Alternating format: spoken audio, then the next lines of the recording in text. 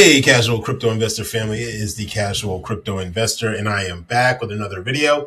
In this video, we're going to be talking about, if you haven't been under a rock, you know about the Minnesota fraud situation that Nick Shirley, a YouTuber, did an investigation and shed some light in regards to some fraud that was happening with home health services, daycare centers, autism centers, all different types of various services across the state of Minnesota, primarily focusing, I believe, in Minneapolis, Minnesota.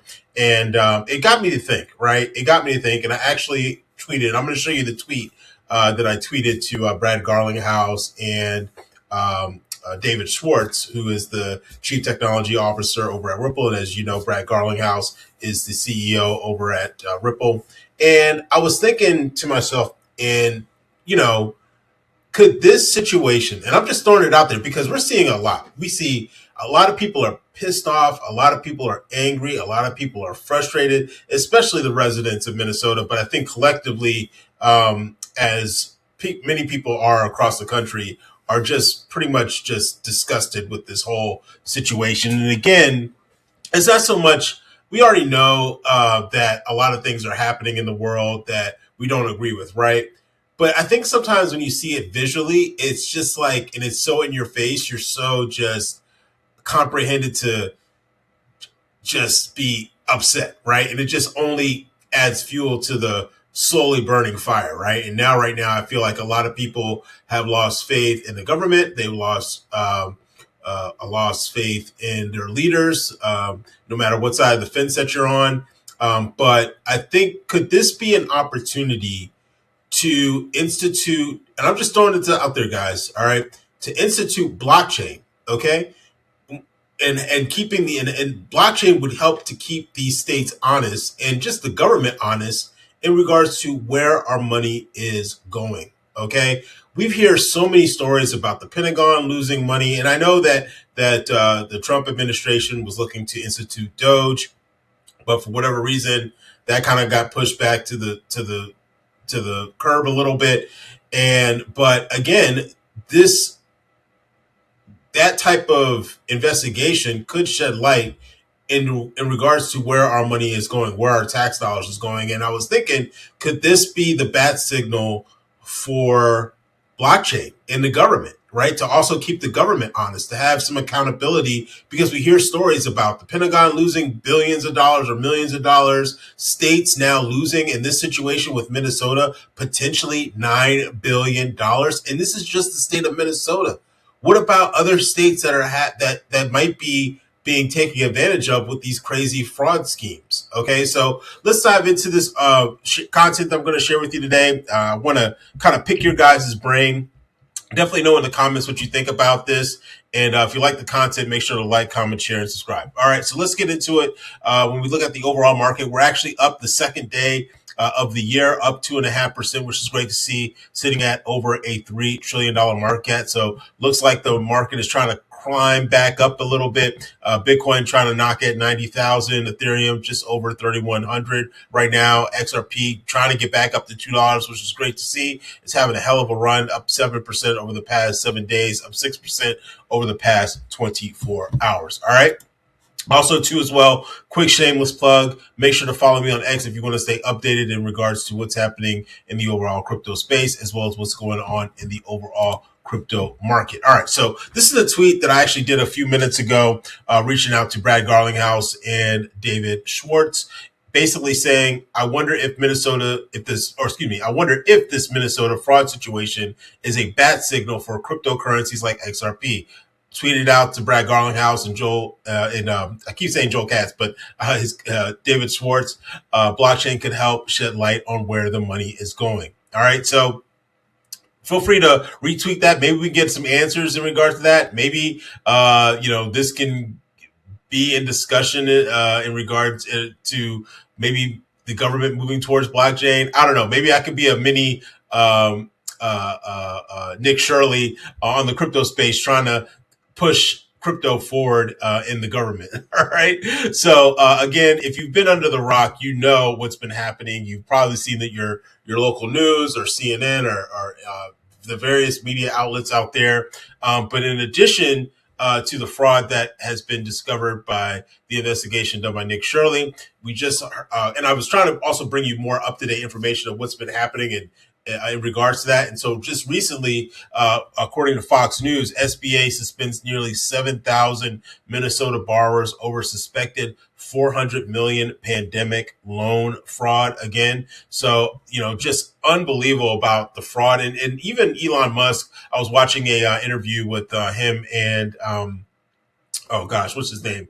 The podcaster. Gosh, I'm having a brain fart right now. But oh gosh, the comedian. Oh my gosh, I'm having a oh gosh, Joe Rogan. Excuse me. There it is. Joe Rogan was interviewing Elon Musk a couple of months back, and he was just saying, and I think this is post Doge, right? And he was saying it's just insane the amount of fraud that he discovered while he was doing his investigation work in regards to where various money is going in these various departments. And it's pretty much just kind of mind boggling what's going on. So again, this has happened. But again, if everything was on the blockchain, right, you can track everything. You could turn off, you could turn on money. You could know where it's going. You could know, kind of follow the breadcrumbs, if you will, in regards to where the money is going. I know a lot of times we can do that, with bank statements and stuff like that, but you still got to kind of have to comb through that stuff, right? But if there was a way to digitize the money so that way people can track where it's going, I think that would keep a lot of people honest. All right. Also, too, as well, moving on here. So far, in terms of updates that we know so far, again, as I mentioned, if it is a story of fraud with Minnesota, which federal prosecutors estimate could be $9 billion, which is just insane. And again, this is just Minnesota. Okay. It might be over 9 billion. And honestly, probably 9 billion is conservative, because I've heard reports that, this stuff has been going on since like 2015. So, you're talking almost 10, 11, going on now 11 years that money has been allocated for all these various programs. All right. Moving on here, it says, in the wake of the video, the Trump administration announced it is pausing federal funding to childcare in Minnesota, with President Trump calling Minnesota a hub of fraudulent money laundering activity. The U.S. Department of Health and Human Services also announced sweeping changes to how all states must submit claims for Medicaid-supported daycares, including requiring a justification and receipt or photo evidence before we send money to the state. Wow, but again, why don't we use blockchain technology for this? All right. Also, too, as well, moving on. So these are like all the various programs that allegedly this fraud was going on, right? I gotta say allegedly because, I mean, it's an investigation. I know some people have been prosecuted for some stuff, especially when it comes to the COVID era, when basically they had a $250 million scheme, which now includes upwards 75 defendants currently right now. They've even had fraud with housing programs. This summer, the state officials shut down a fairly new program designed to help seniors and people with disabilities find housing after discovering large-scale fraud. All right, this is also a sad one, an autism program fraud. I've heard reports that basically they were bribing people to say that their child was autism, and they would also get kickbacks. So also they allegedly paid kickbacks to parents who agreed to enroll their children in the program, in some cases sending them as much as $1,500, prosecutors said. So again, what if that money was on the blockchain, right? And you can track where that money goes. So you could maybe even claw back that money that was given to that individual. I know it's kind of hard because the money might have already been spent. But again, if you put maybe some kind of rails or barriers on the digital money, at least you can have a better idea of where the money is going and who had it last, right? Again, as we already know, as Nick Shirley pointed out, fraud claims against daycare centers too as well. The fallout response from this has been just absolutely insane.